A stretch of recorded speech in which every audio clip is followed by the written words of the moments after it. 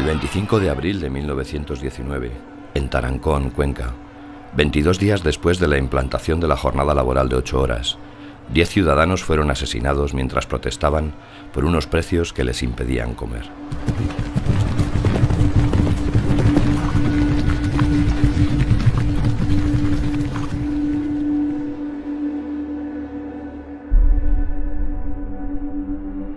Ni una peseta de multa, ninguna sentencia de cárcel. Impunidad. ¿Qué queda de la memoria de lo que llaman la huelga del 19?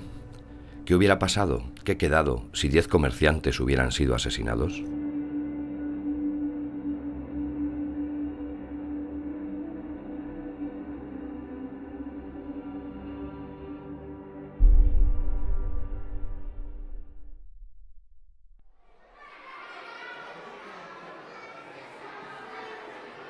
¿Del motín de la patata sabéis algo? Ni idea. ¿Qué es eso?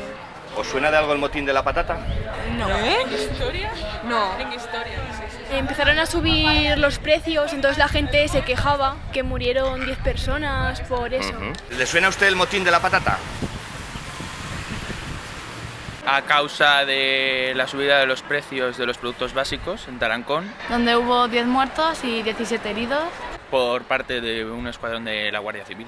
Hubo una huelga, no sé qué. Y dicen de lo de la patata, ¿no te acuerdas tú que hicieron un teatrito hace años? No tengo ni idea yo. Sí, que mataron a mucha gente allí en la plaza del ayuntamiento, porque los pobres no tenían para comer y se amotinaron y por eso le pusieron el motín de la patata.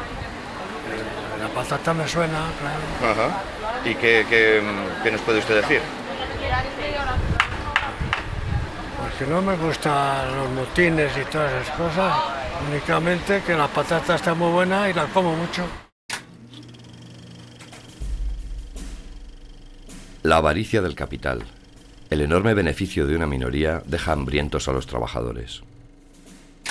La España de Restauración empieza a entrar en una crisis que se venía gestando desde hacía ya algunos años, pero que se va a desencadenar sobre todo a partir de las consecuencias que tuvo la Primera Guerra Mundial.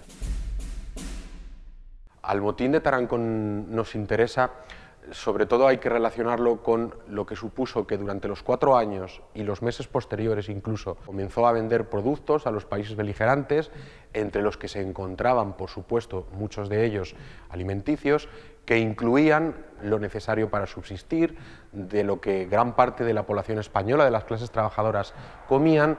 Su precio va a ir teniendo una tendencia alcista dentro de un círculo de especulación que proporcionó grandes beneficios a un pequeño grupo de empresarios, pero que provocó la carestía debido a la subida de los precios que sufrió gran parte de la población española. Aproximadamente el 70% del sueldo medio de un español perteneciente a estas clases trabajadoras se dedicaba a el consumo de productos básicos. La gente protestó y salió a la calle a protestar porque era el alimento básico. El pan y la patata, no había más, y el aceite. Eso era el alimento. Cuando venía la fruta, pues la fruta sí podían comprarla.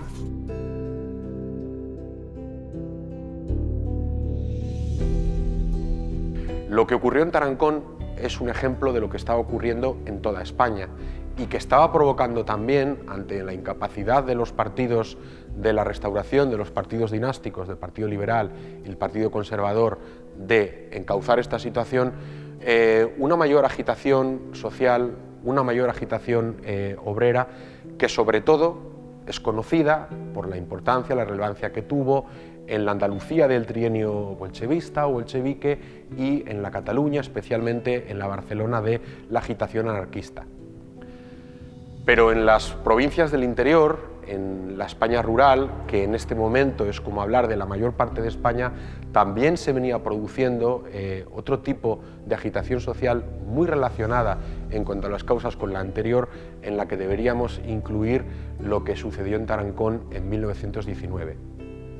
Es una mezcla entre lo viejo y lo nuevo, entendiendo lo viejo como aquellas fórmulas que se venían repitiendo a lo largo del siglo XIX, como los motines de subsistencia, y entendiendo lo nuevo como una mayor organización cada vez más sindicada, con unos objetivos políticos que, si bien al principio son un tanto difusos, se van a ir aclarando y supondrán el sustrato de lo que luego sea el apoyo a la proclamación de la Segunda República, y que en el caso de Tarancón se puede rastrear a partir de la existencia de un círculo obrero. Probablemente es cierto que fuera solo una sociedad de socorros mutuos, ya desde 1914, y la existencia también de un círculo jornalero que sí que tenía un carácter más sindical, un carácter más reivindicativo.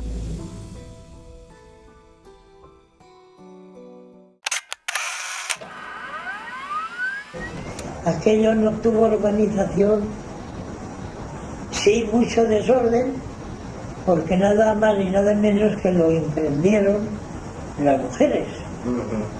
Las mujeres con todos los derechos del mundo, porque no hay derecho a lo que sucede en la vida.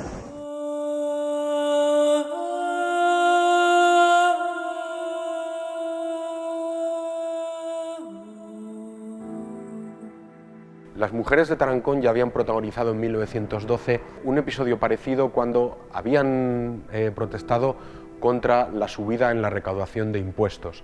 De hecho, de la magnitud del suceso da cuenta que durante 10 días tuvieran que permanecer acantonados los efectivos de la Guardia Civil, que se añadieron a los ya existentes en Tarancón. Los motines de subsistencia normalmente son un fenómeno caracterizado por una serie de pautas.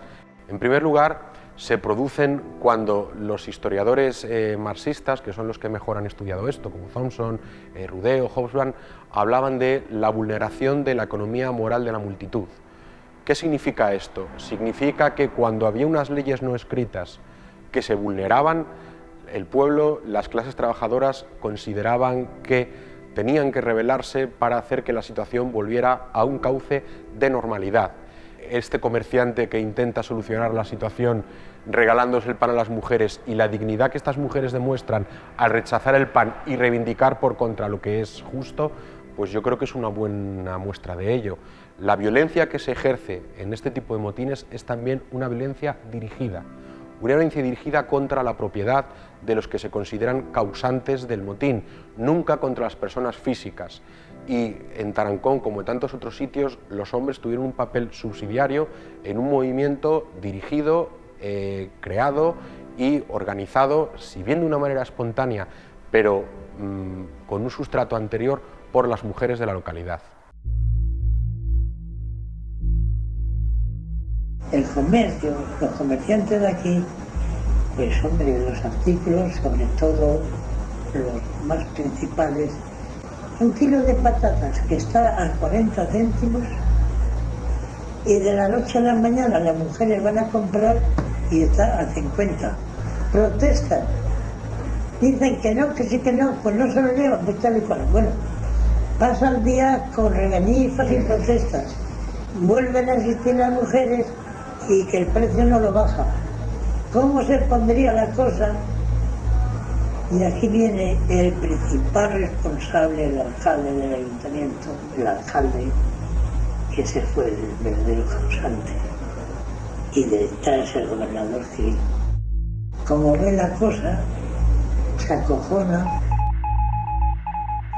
y se presenta el gobernador aquí con 2 o 3 parejas de guardias civiles.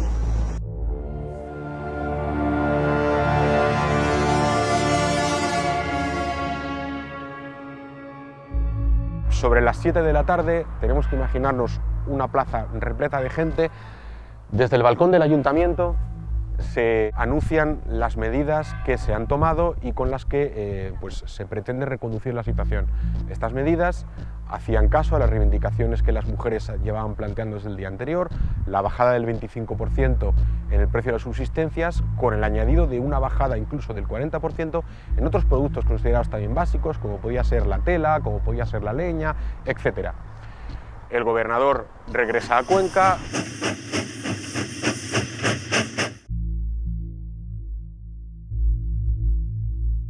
Pero sobre las 9, cuando vuelven a reabrirse los comercios, que se ubicaban tanto en la plaza como en lo que era la calle Fermín Caballero, las mujeres comprueban que los precios no solo han bajado, sino que continúan igual que el día anterior.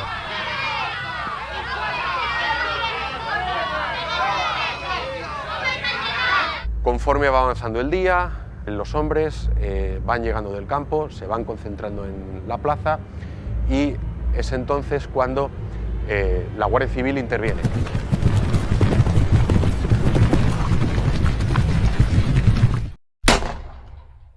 Se reconocen algunos disparos procedentes de la casa de Tomás Ruiz que empiezan a herir a las primeras personas.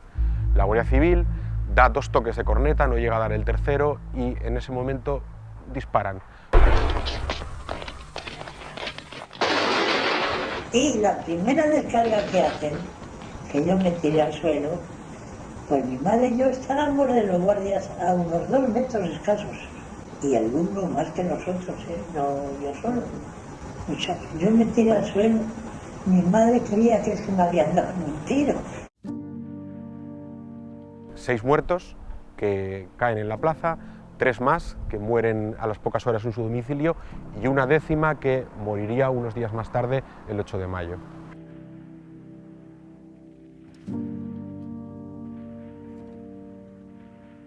Fue un momento tristísimo en acontecer de la familia una y otra, pero a mi versión, que a mí llegó posiblemente alrededor de 50 años después de haber ocurrido, ya no fue un hecho así dramático. Lucía Párraga, hermana de mi abuelo, 24 años, joven, entonces 24 años eran menos que ahora, soltera. Concretamente su madre causó un gran disgusto el hecho de que fue una cosa improvisada, digamos que salió invitada por una vecina, vente que hay, no sé qué, en la plaza, que hay mucho revuelo, vente a ver qué pasa, no sé qué. Siempre quedó en una gran recostura en su familia de que había muerto pues con las alpargatas rotas, así un poco sin arreglar.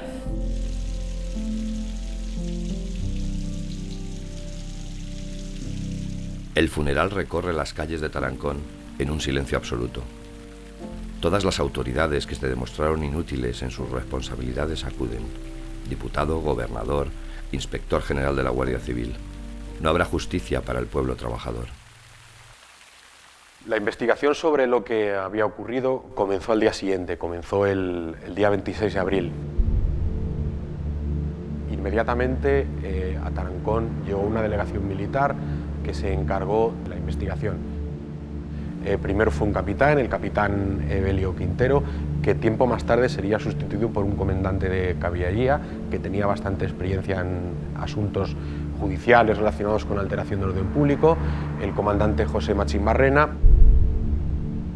Fundamentalmente la investigación se basó en tomar testimonio a aquellas personas que sí que se sabía que habían estado en el momento de los sucesos, los heridos, los cerca de 21 heridos que tuvieron que ser atendidos en sus domicilios.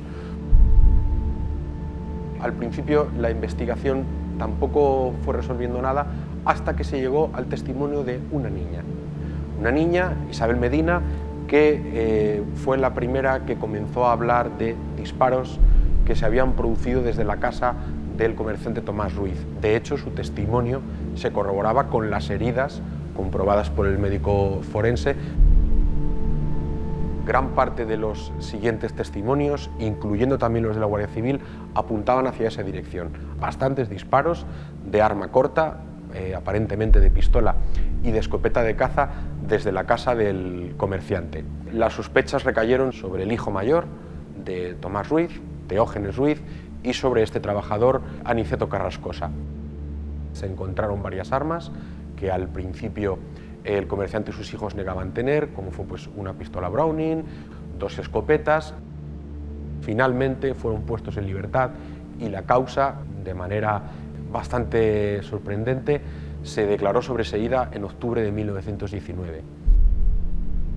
El mencionado juez militar, Machín Barrena, literalmente afirmaba: cargos contra la Guardia Civil, ninguno; cargos contra los que habían alterado el orden público, todos; cargos contra los que en ese momento estaban en la casa de Tomás Ruiz, indeterminados. En definitiva, el resultado es una muestra de la España del momento, es una muestra de la España en la que un poder civil se muestra totalmente inerme para hacer cumplir las directrices que él mismo intentaba imponer y que está totalmente supeditado a un poder militar, como es el representado en este caso por la Guardia Civil, que escasamente 4 años después tomaría el poder a partir del golpe de Primo de Rivera, desencadenando el final de la Restauración y abriendo pues, lo que sería la proclamación de la Segunda República.